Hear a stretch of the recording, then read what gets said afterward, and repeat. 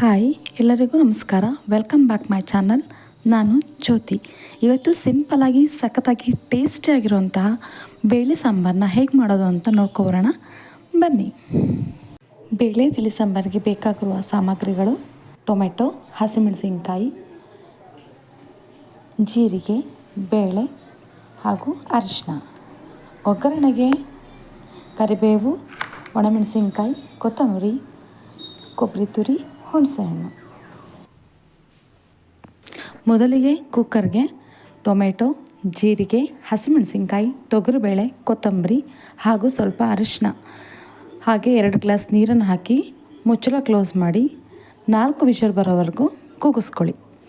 ನಂತರ ವಿಷಲ್ ಆದ ನಂತರ ಲಿಡ್ನ ಓಪನ್ ಮಾಡಿ ಬೆಂದಿರೋಂಥ ತೊಗರಿಬೇಳೆನ ಚೆನ್ನಾಗಿ ಸ್ಮ್ಯಾಶ್ ಮಾಡ್ಕೊಳ್ಳಿ.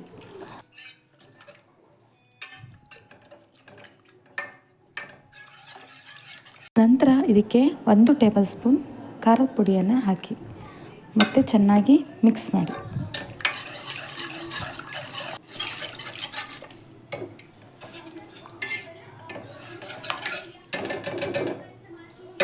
ಇದನ್ನು ಪಕ್ಕಕ್ಕೆ ಇಟ್ಕೊಳ್ಳಿ.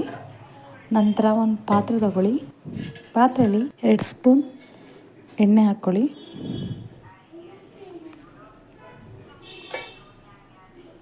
ಎಣ್ಣೆ ಬಿಸಿಯಾದ ನಂತರ ಅದಕ್ಕೆ ಸಾಸಿವೆ, ಕರಿಬೇವು,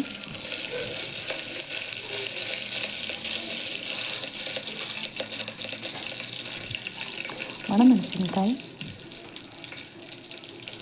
ಹಾಕಿ ಚೆನ್ನಾಗಿ ಮಿಕ್ಸ್ ಮಾಡ್ಕೊಳ್ಳಿ.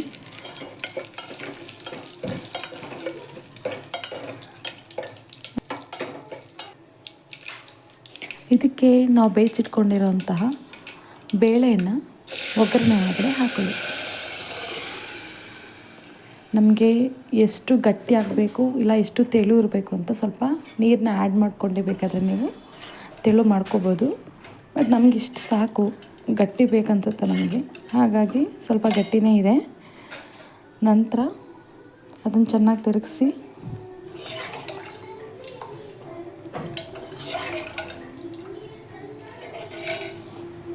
ಇವಾಗ ಹುಣಸೆ ಹುಳಿಯನ್ನು ಸ್ವಲ್ಪ ಹಾಕ್ಕೊಳ್ಳಿ. ನಿಮಗೆ ಟೇಸ್ಟಿಗೆ ಎಷ್ಟು ಹುಳಿ ಬೇಕು, ಹುಳಿ ಬೇಡ ಅಂದರೆ ಅದನ್ನು ಸ್ಕಿಪ್ ಮಾಡ್ಬೋದು. ಬಟ್ ಬೇಳೆ ತಿಳಿ ಸಾಂಬಾರಿಗೆ ಹುಳಿ ಇದ್ದರೆ ತುಂಬ ಚೆನ್ನಾಗಿರುತ್ತೆ. ಸೊ ಹುಳಿನ ಹಾಕ್ಕೊಂಡು ಅದನ್ನು ಒಂದ್ಸಲಿ ಕೈ ಆಡಿಸಿ ನಂತರ ಇದಕ್ಕೆ ರುಚಿಗೆ ತಕ್ಕಷ್ಟು ಉಪ್ಪನ್ನು ಹಾಕಿ ನಂತರ ಇದಕ್ಕೆ ಕೊತ್ತಂಬರಿಯನ್ನು ರುಚಿಗೆ ತಕ್ಕಷ್ಟು ಹಾಕ್ಕೊಳ್ಳಿ. ನಿಮಗೆ ಎಷ್ಟು ಬೇಕಾಗುತ್ತೋ ಅಷ್ಟು ಒಂದ್ಸಲಿ ಕೈ ಆಡಿಸಿ ನಂತರ ಒಂದು ಪ್ಲೇಟ್ನ ಮುಚ್ಚಿ 5 ನಿಮಿಷದ ನಂತರ ಸಾಂಬಾರು ಕುದಿ ಬರುತ್ತೆ. ಈ ಕುದಿ ಬರಬೇಕಾದ್ರೆ ನಿಮಗೆ ಇನ್ನೊಂದ್ಸಲಿ ಸೌಟ್ ಹಾಕಿ ತಿರುಗಿಸಿ ನಂತರ ಇದಕ್ಕೆ ರುಚಿಗೆ ಬೇಕಾಗಿರೋ ಅಂಥ ಕೊಬ್ಬರಿ ತುರಿಯನ್ನು ನೀವು ಆ್ಯಡ್ ಮಾಡ್ಕೋಬೋದು. ಕೊಬ್ಬರಿ ತುರಿ ಬೇಡ ಅಂತ ಹೇಳಿದ್ರೆ ನೀವು ಸ್ಕಿಪ್ ಮಾಡ್ಬೋದು. ಬಟ್ ಇದನ್ನು ಹಾಕೋದು ತುಂಬ ರುಚಿಯಾಗಿರುತ್ತೆ. ಈಗ ಸಖತ್ ಸೂಪರಾಗಿರೋ ಟೇಸ್ಟಿಯಾದ ಬೇಳೆ ತಿಳಿ ಸಾಂಬಾರು ರೆಡಿಯಾಗಿದೆ. ನೀವು ಟ್ರೈ ಮಾಡಿ. ಇಷ್ಟ ಆದರೆ ಒಂದು ಲೈಕ್ ಮಾಡಿ, ಸಬ್ಸ್ಕ್ರೈಬ್ ಮಾಡಿ. Keep watching. Thank you.